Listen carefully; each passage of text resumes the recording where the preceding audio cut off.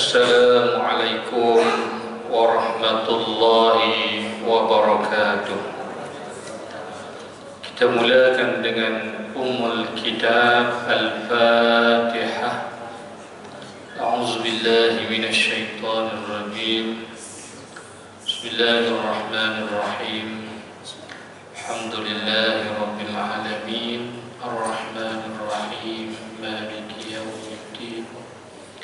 Iyyaka na'budu wa iyyaka nasta'in. Ihdinas siratal mustaqim. Siratal ladzina an'amta 'alaihim ghairil maghdubi 'alaihim waladdallin.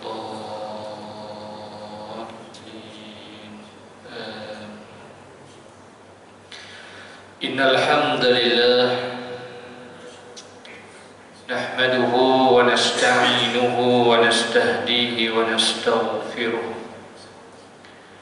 wa na'udzu billahi min shururi anfusina wa min sayyiati a'malina. Man yahdihillahu fala mudilla lahu wa man yudlil fala hadiya lahu. Asyhadu an la ilaha illallah wa asyhadu anna Muhammadan 'abduhu wa rasuluh.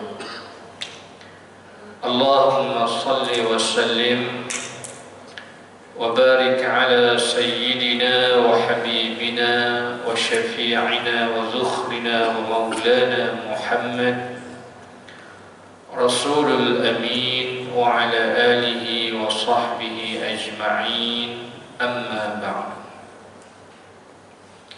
Saya hormati Al-Fadhil Tuan Imam, pengurusi dan seluruh pimpinan jawatan kuasa takbir Surah Ar-Rawdah, pimpinan-pimpinan masyarakat, para asatidah, tuan-tuan guru, para alim ulama, khususnya tuan-tuan para jemaah muslimin, muslimat, ibu-ibu, ayah-ayah yang dikasihi sekalian. Mudah-mudahan kita semua sentiasa dirahmati dan juga diberkati di sisi Allah Subhanahu wa Ta'ala. Alhamdulillah, pertamanya marilah sama-sama kita memanjatkan rasa syukur kita kepada Allah Subhanahu wa Ta'ala. Pada malam ni Allah masih memberi peluang dan kesempatan. Allah memilih kita untuk sama-sama dapat kita menunaikan salat pada maghrib berjamaah di surau ini. Kemudian kita berpeluang untuk sama-sama berada dalam majlis ilmu kuliah maghrib kita pada malam ini. Mudah-mudahan kita mengharapkan adanya keberkatan dan kebaikan yang banyak di sisi Allah Subhanahu wa Ta'ala, dan juga adanya manfaat ilmu yang dapat kita kutip dan kita pelajari daripada perbincangan dan muzakarah ilmu kita pada malam ini. Tuan-tuan yang dirahmati Allah sekalian, kuliah maghrib kita membicarakan tentang fiqh non-muslim, isu-isu fiqh, soalan agama yang berhubung kait hubungan dan interaksi kita yang melibatkan golongan non-muslim, orang bukan Islam. Malam ni insya-Allah kita masuk bab yang baru. Beberapa kuliah yang lepas kita membicarakan tentang isu-isu yang berkaitan dengan Arab. Jadi malam ni kita nak masuk satu bab yang baru, iaitu berkaitan dengan bermuamalah dengan orang bukan Islam ataupun dengan istilah yang lain. Dan kadang sebut muamalah ni orang tak faham. Muamalah ni maksudnya kita berurusan jual beli yang melibatkan soal perniagaan, ekonomi dan sebagainya. Maka itulah yang dikatakan bermuamalah. Jadi tuan-tuan yang dirahmati Allah sekalian, pertamanya kita nak lihat bahawa adakah Islam membenarkan kita berurusan jual beli, bermuamalah dengan orang bukan Islam. Itu asasnya. Jadi bila kita sebut soal bermuamalah, maka Allah Subhanahu wa ta'ala telah meletakkan beberapa panduan asas dalam kita bermuamalah. Maka dalam asas dan panduan bermuamalah itu tidaklah menjadi suatu halangan, bahkan tidak ada nas-nas ataupun dalil-dalil sama ada daripada Al-Quran maupun hadis Nabi SAW yang melarang orang bukan Islam bermuamalah ataupun berurusan jual beli dengan orang bukan Islam. Bahkan kalau kita lihat dari sudut hukum dan apa yang disebut oleh Al-Quran, Allah mengharuskan kita berurusan dengan orang bukan Islam, bahkan menghalalkan, termasuklah kita memakan sembelihan maupun makanan yang dimasak yang disediakan oleh ahli-ahli kitab. Jadi nak menunjukkan bahawa kelonggarannya, keluasannya Islam begitu, tidaklah terlalu rigid. Cuma asas yang telah diletakkan dalam Islam dalam urusan muamalah ini, dalam urusan jual beli ini, bagaimana Allah Subhanahu wa ta'ala sebut dalam surah Al-Baqarah ayat 275. Saya kira ayat ini seringkali kita dengar, tapi inilah asasnya dalam urusan muamalah, dalam urusan jual beli. Tak kira lah sama ada muamalah itu sesama Islam, sesama kita, ataupun muamalah itu berlaku di antara kita dengan orang bukan Islam. Apa asas ini? Tuan-tuan sekalian, Allah Subhanahu wa ta'ala sebut wa ahallallahu al-bay'a wa harrama riba. Allah menghalalkan ke atas kita jual beli, dan Allah mengharamkan riba. Maknanya berlakunya riba dalam muamalah itu. Jadi ini asasnya. Tak kira lah sama ada muamalah kita itu sesama kita, sesama orang Islam maupun dengan orang bukan Islam. Jangan kita rasa bila kita berurusan dengan orang bukan Islam, jual beli, bisnes dan sebagainya, kita boleh tersuka hati, menipu, menekan, ada unsur riba, hakikatnya juga diharamkan. Tak kira lah, sebab nas ini tidak mengaitkan kaitan agama dengan keharusan jual beli. Bahkan seorang Muslim itu harus boleh membeli ataupun berurusan jual beli dengan orang bukan Islam. Boleh kita nak pergi beli di kedai orang bukan Islam, ataupun kita jual, dibeli oleh orang bukan Islam. Asasnya jangan ada unsur riba dalam jual beli. Dalam muamalah ni Allah menghalalkan jual beli, tetapi Allah mengharamkan riba. Riba ni apa, tuan-tuan sekalian? Ini ramai orang keliru. Ramai orang yang tak faham hari ni. Dia tahu kata riba tu haram, tapi ramai yang tak faham apa itu riba, dan ramai yang salah faham apa itu riba. Ada yang kata riba ni bila ambil untung yang banyak, ni tak boleh riba ni. Kan? Adakah itu riba?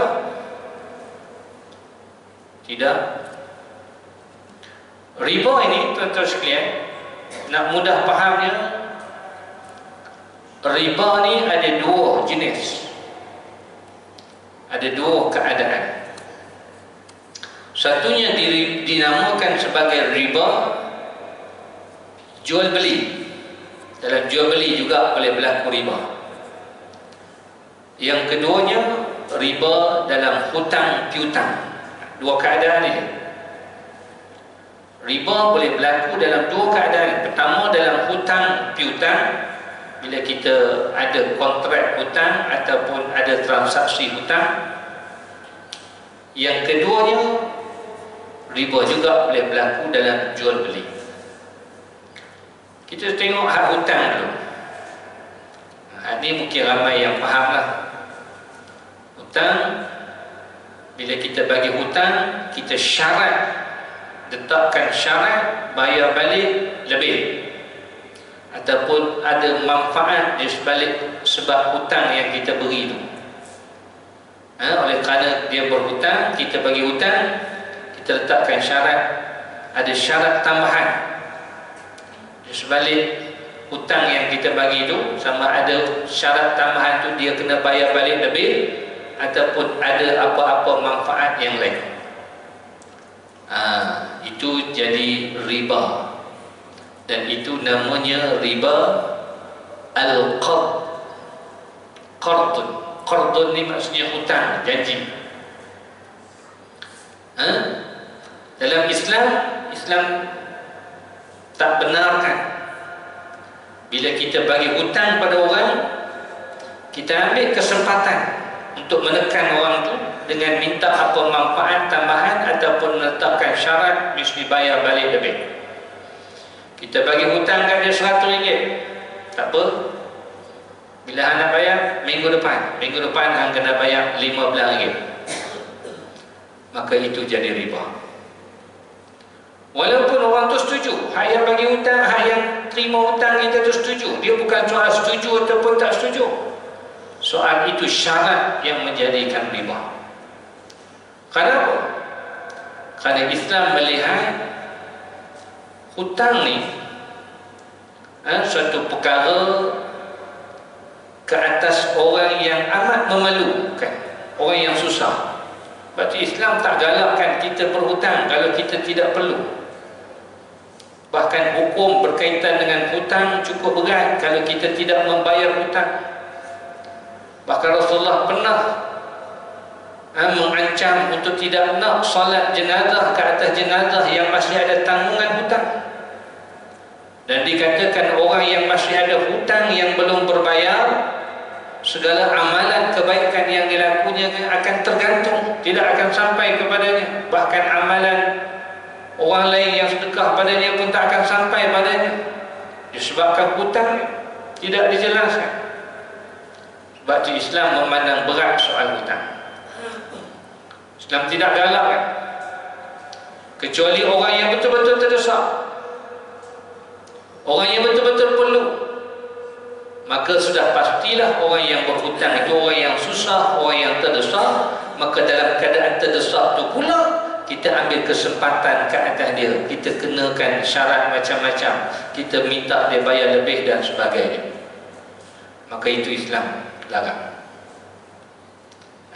Tak kira lah manfaat tu, walaupun kita tak minta balik lebih, tak minta bayar lebih, tapi ada manfaat. Aku bagi hutang ke hang boleh, tapi dengan syarat hang kena bagi aku pinjam kereta hang. Tu aku tumpang kereta hang. Ada manfaat, maknanya syarat di sebalik hutang yang diberi juga jadi riba. Tak boleh. Sebab tu dalam memberi hutang ni, tuan-tuan sekalian, dalam hadis Nabi SAW, Islam cukup, Allah cukup suka orang yang boleh memberi hutang kepada orang lain. Kerana secara tidak langsung itu juga kita boleh membantu orang yang berada dalam kesusahan. Bahkan Rasulullah kata orang yang bagi hutang dapat 2 pahala berbanding dengan orang yang bagi sedekah. Orang yang bagi sedekah mungkin ialah dia dapat pahala sedekah, tapi mungkin dia tak akan boleh selesaikan masalah orang yang sedang dalam masalah yang memerlukan hutang itu. Kata orang si A ni perlu RM1,000, terdesak sangat, perlu RM1,000, anak dia nak masuk universiti ke, anak dia nak sambung belajar, tak taklah kira lah apalah maknanya keperluan ni. Mai dia minta kita pun aku kan nak bagi takut nanti kena tipu kan, bagi hilang itu lah, kita pun bagi sedekah. Nalah ambil sedekah kan RM50. Kita walaupun kita bagi dia RM50 dengan niat kita bagi sedekah, bukan hutang, tapi masalah dia belum selesai, dia masih memerlukan lagi, berbanding orang yang bagi hutang. Walaupun dia bagi itu atas nama hutang, kata Rasulullah, dia orang ni dapat dua pahala. Satu pahala dia bagi hutang, dan satu pahala dia dapat membantu untuk menyelesaikan masalah yang dihadapi oleh saudara dia. Itu orang bagi hutang dapat dua pahala. Tapi kalau orang tu bagi 1000 untuk melepaskan keperluan dia atas nama sedekah, ini lagi bagus ya. Kan? Tak payahlah, tak payah hutang dah 1000 ambil, yang perlu 1000 ambil sedekah. Itu lagi bagus ya. Kan? Ni kita kata dalam keadaan biasa je, orang tak akan buat macam tu. Dia malas dengan orang tu main minta nak berhutang, nak ambil lah 50 sedekah. Ya, walaupun kita bagi atas nama sedekah, tapi masalah orang itu tak akan selesai. Jadi itu asasnya hutang dalam Islam. Jadi kalau kita bagi hutang dan meletakkan syarat ada manfaat ataupun bayar balik lebih, maka itulah yang dinamakan sebagai riba al-qard. Maka hukumnya adalah haram. Orang yang mengambil riba dan orang yang bersetuju dengan riba, dua-dua ni berdosa. Bahkan Allah, bagaimana disebut dalam hadis Nabi SAW dan juga disebut dalam Al-Quran, dosa riba ni umpama macam kita isytihar perang. Allah isytihar perang dengan orang yang mengambil riba. Boleh menang dengan perang dengan Allah Subhanahu wa ta'ala. Seolah-olah macam musuh Allah sungguh orang yang terlibat dengan riba. Jadi jangan terlibat. Yang kedua, dalam hutang juga boleh jadi riba, namanya riba al-jahiliyah. Ini perangai orang-orang jahiliyah dulu macam tu. Dia tak kenakan syarat pada hutang yang diberi, tapi waktu orang tu tak boleh bayar pada waktu yang dijanjikan, waktu itulah dia mula menekan. Hang nak hutang aku 1000 boleh. Bila nak bayar? Minggu depan. Masuk minggu depan, kawan tu tak boleh bayar. Waktu tak boleh bayar itulah, waktu itulah dia kenakan tekanan. Tekan habis-habis oleh kerana hang dah mungkin janji, hang tak boleh bayar ini, maka lepas ni hang kena bayar lebih. Satu hari interest dia macam alung, satu hari 10%. 10 hari tak bayar, 100 kali ganda. Itu tak habis-habis bayar, tidak ada bayar interest. Jadi itu namanya riba jahiliyah. Yang kedua, riba jual beli, riba ul-bai', juga berlaku dalam dua keadaan. Riba jual beli pertamanya berlaku dalam yang disebut sebagai riba al-fadl, iaitu bila mana berlakunya pertukaran barang-barang riba. Riba ni ada barang-barang dia yang dilarang kita buat pertukaran. Yang barang ni merangkumi, mudah faham, tuan-tuan nak faham, dua jenis. Satu mata wang, satu lagi barang makanan asasi.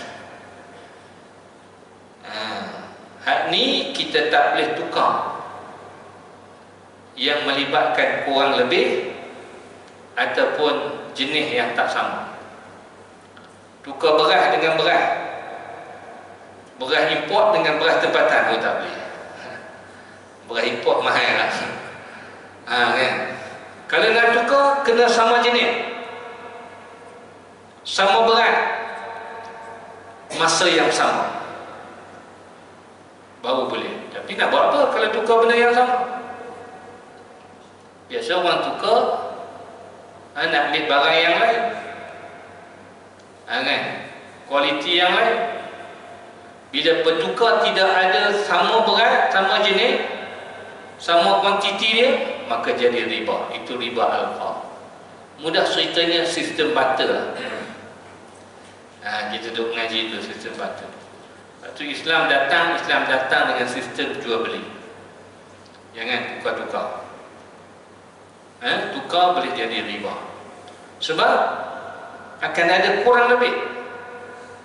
Macam mana kita nak nilai adanya keadilan, adanya persamaan, kan? Mesti akan ada yang rugi, mesti ada yang untung, mesti ada yang teraniaya. Maka atas sebab itu Islam melarang. Nak tukar, buat dalam bentuk jual beli. Nilai anak jual berapa, kan?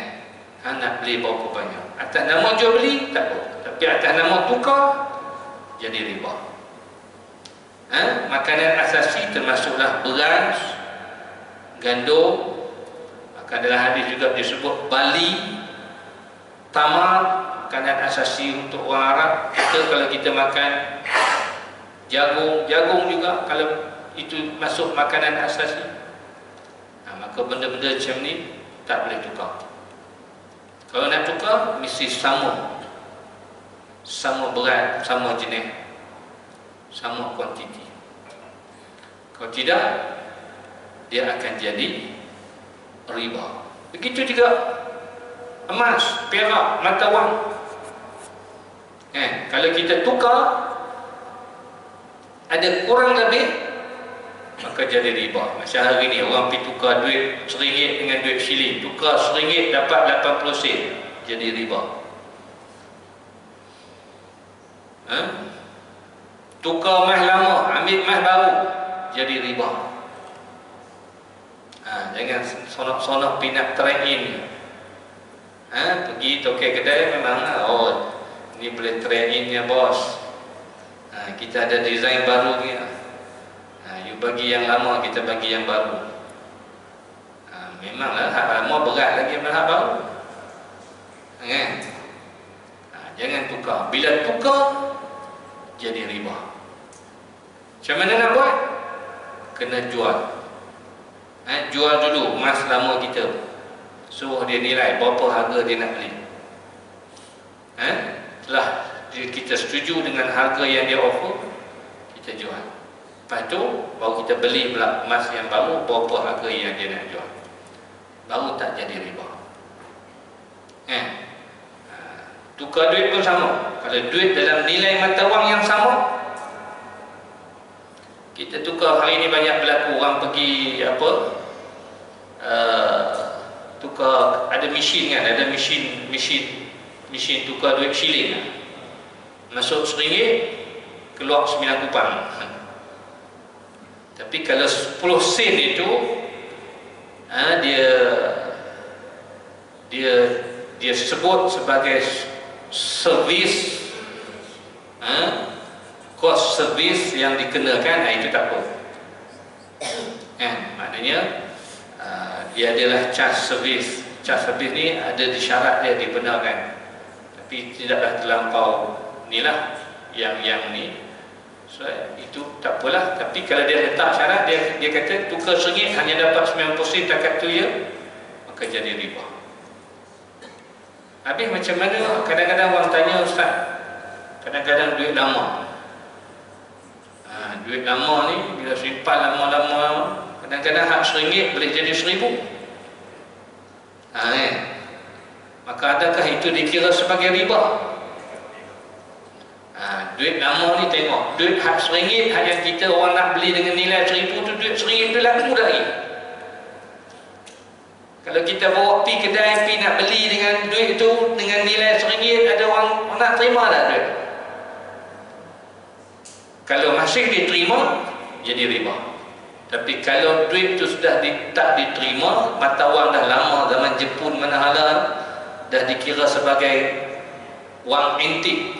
Walaupun dia wang, tapi dikira sebagai barang antik, maka dia tak jadi riba. Dia bukan maka seolah-olah bukan berlaku pertukaran duit dengan duit. Habis kita duk tukar duit mata wang, nak pergi luar negara, nak pergi Indon tukar rupiah, nak pergi Thailand tukar baht, tak jadi riba lah. Hak tu maknanya kita tukar dalam nilai yang semasa. Dia tak jadi riba sebab memang itu amountnya yang ditetapkan. Kalau kita nak tukar RM100, berapa dapat pada waktu tu? Dapat 800 baht katakan. Tapi syaratnya mesti tukar on the spot waktu tu. Jangan kita bagi 100, 80 baht tu dia kata minggu depan baru main ambil, ataupun esok baru main ambil. Hak tu jadi riba. Tapi kalau pertukaran berlaku dalam masa yang waktu majlis tu, waktu tempoh tu, maka dia boleh dan tidak jadi riba. Sebab itu dikira kadar yang sama. Sebab itu satu lagi dinamakan sebagai riba yad, ataupun juga disebut sebagai riba nasiah, iaitu bila berlakunya jual beli barang-barang riba ni, item ribawi ni secara bertangguh, bayaran bertangguh, maka dia jadi riba. Beli mat tak boleh bertangguh, tak boleh hutang. Habis beli mat dengan kad kredit je lah Ustaz. Kad kredit tu sebenarnya itu ganti kepada duit kita, kan? Tapi kad kredit yang Islamik lah, dalam tu kita dah ada jaminan duit. Jadi dibincangkan bahawa boleh, kan? Sebab memang orang tu akan dapat, bila kita, walaupun kita guna kad kredit, orang tu akan dapat, yang pembeli emas, yang menjual emas, dia akan dapat duit daripada kita, daripada kad kredit kita. Dia tak dikira berhutang lah, kita yang berhutang dengan kad kredit tu, kan? Jadi itu maknanya riba. Ini je 4 jenis ni je. Selain daripada 4 jenis ni bukan riba. Orang tu kata jual ambil untung sampai 5 kali ganda, riba. Bukan. Kalau atas nama jual beli, ambillah untung berapa banyak pun, Islam tidak melarang. Sebab bila berlaku jual beli, dia tidak, maknanya mesti ada persetujuan di antara penjual dan pembeli. Kalau pembeli itu setuju nak beli dengan harga tu, suka dia, walaupun modal dia RM1, dia boleh jual sampai RM5,000, kan? Tak ada masalah. Islam tidak pernah menghalang kalau atas nama jual beli. Cuma pada barang-barang yang dianggap sebagai barang keperluan asasi, barang-barang kawalan, itu batu kerajaan mesti ada peranan di situ. Tak boleh biar barang-barang itu secara terbuka. Memanglah di waktu orang berhajat pada barang tu, barang tak ada, letakkan harga yang tinggi, orang akan beli, tapi akan berlaku penindasan lah. Orang susah sebab barang tu barang yang keperluan. Sebab tu pada barang-barang yang keperluan ni, kerajaan mesti menentukan kadar harga yang munasabah, tidak boleh monopoli. Itu dalam bab jual beli lah. Jadi kita nak sebutnya itu sahaja yang bila kata riba 4 jenis itu kan. Sebab tu bila ada unsur penindasan dan kezaliman,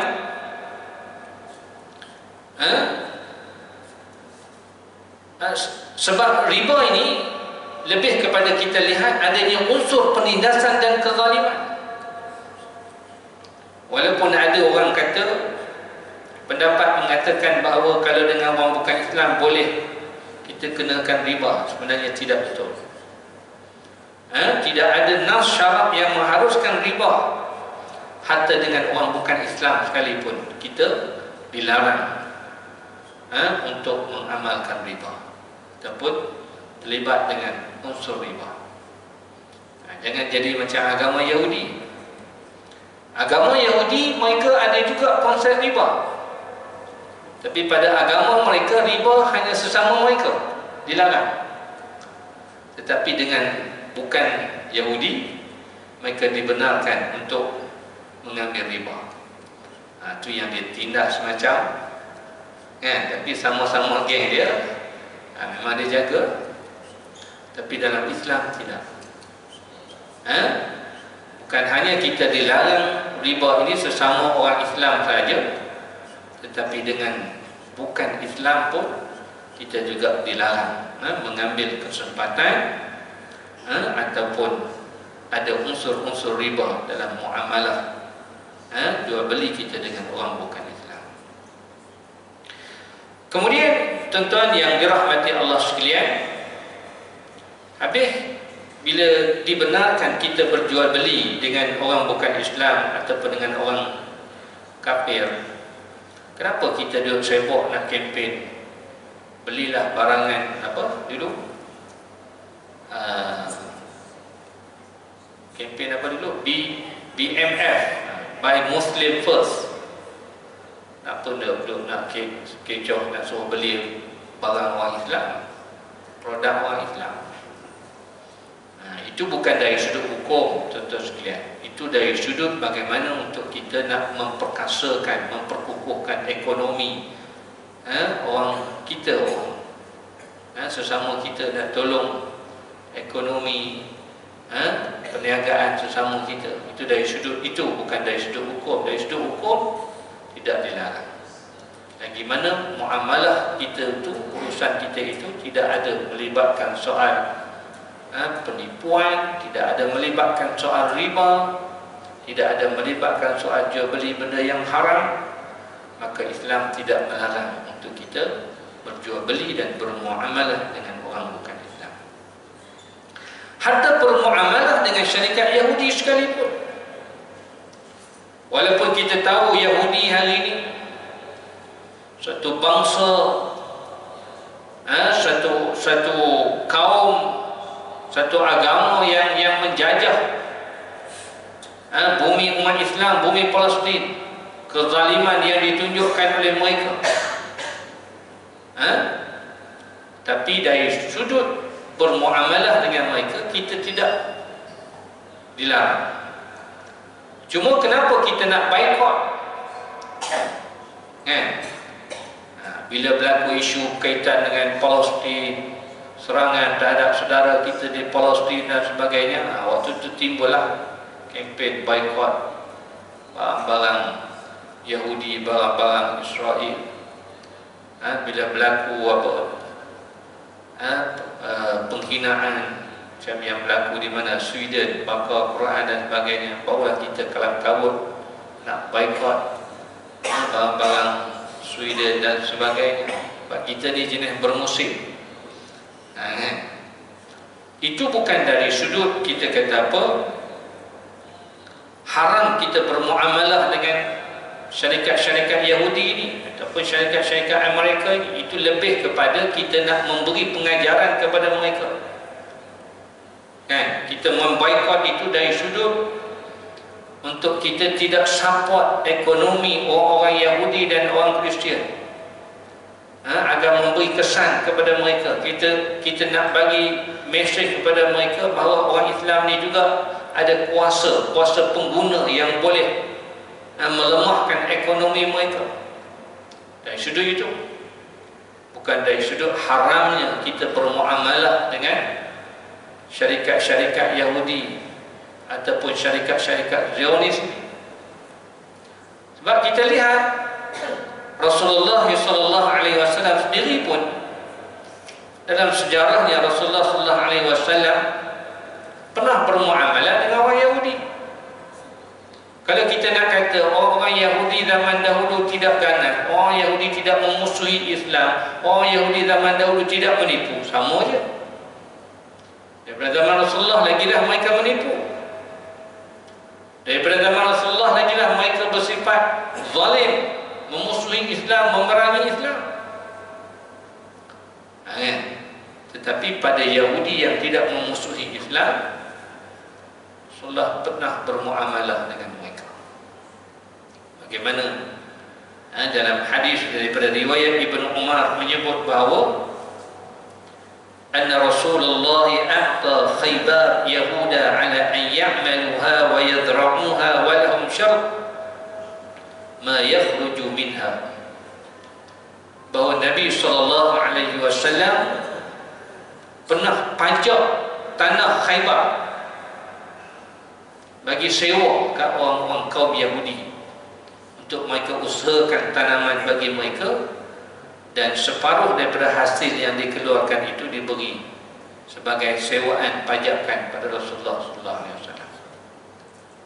Jadi pernah Rasulullah beramal, tapi Yahudi yang tidak menzalimi, Yahudi yang tidak memusuhi. Begitu juga disebut bahawa Rasulullah pernah menggadai baju besi. Kita pernah dengar kisah kan? Rasulullah pernah gadai baju besi, tak ada duit nak makan. Rasulullah pemimpin negara gadai baju. Kita pemimpin negara tak habis makan gaji, kan? Rasulullah gadai baju besi kerana tak ada nak makan, dan Rasulullah gadaikan kepada Yahudi. Jadi ini juga menunjukkan dalil bahawa dari sudut hukum tidak dilarang. Cuma kita boikot ni supaya kita tidak nak syarikat-syarikat Yahudi itu yang menyokong kezaliman, penindasan yang dilakukan oleh Yahudi Zionis yang memusuhi saudara-saudara kita, yang berperang menindas saudara-saudara kita khususnya di bumi Palestin. Maka dari sudut itu, bukan kata tak boleh langsung itu kan. Bila timbul isu Palestin ni, keluarlah senarai, termasuklah Tesco pun tak ada lah, jadi Lotus kan. Tapi kita kena pastikan betul-betul lah, jangan pula silap senarai kan, habis semua. Tapi sekejap je orang kita ni, dia semangat je, lepas itu penuh balik Starbucks, jam nak masuk kan, lagi berkembang. Dulu 2-3 je Starbucks, sekarang penuh. Kat tempat kita pun ada. Kononnya dulu Starbucks lah yang banyak memberi dari hidup keuntungannya kepada menjana direct kewangan kepada Zionis Israel.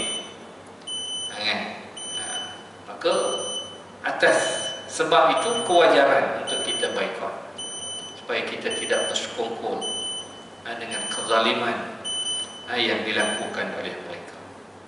Tetapi asasnya Allah membenarkan.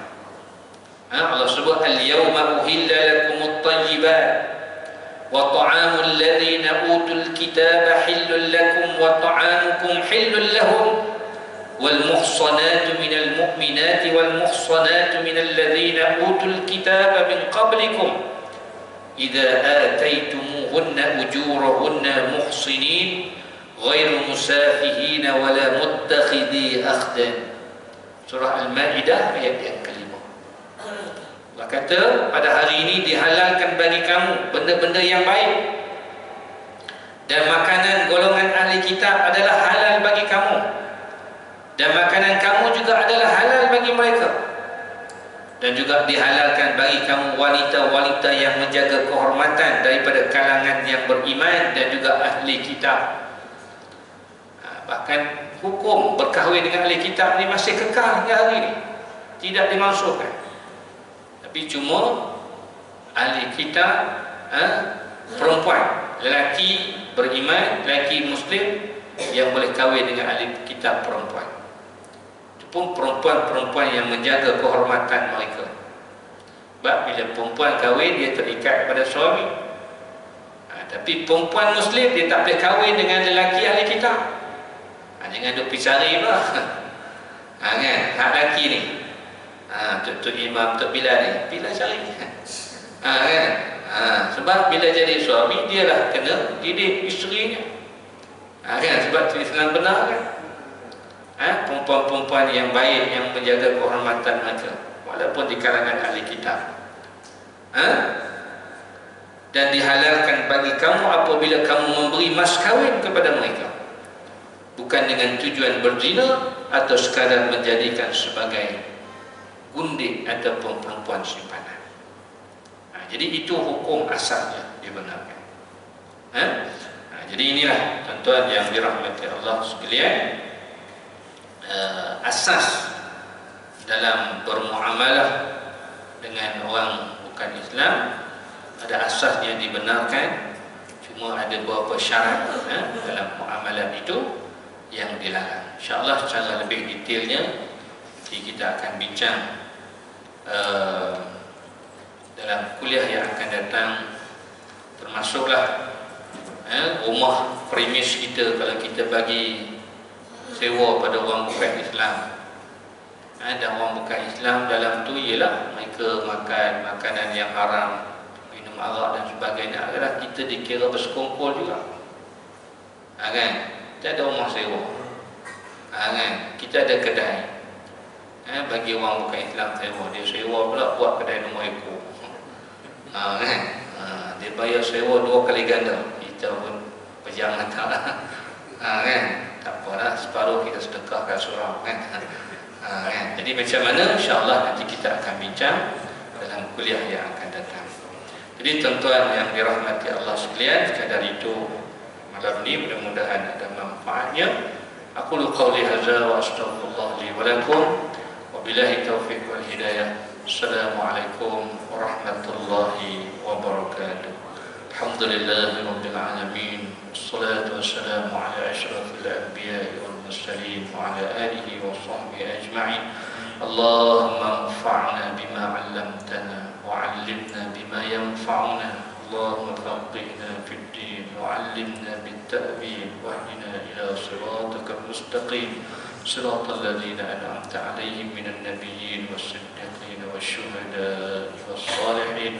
Alhamdulillahi rabbil alamin. Taqabbalallahu minkum minna wa minkum. Taqabbal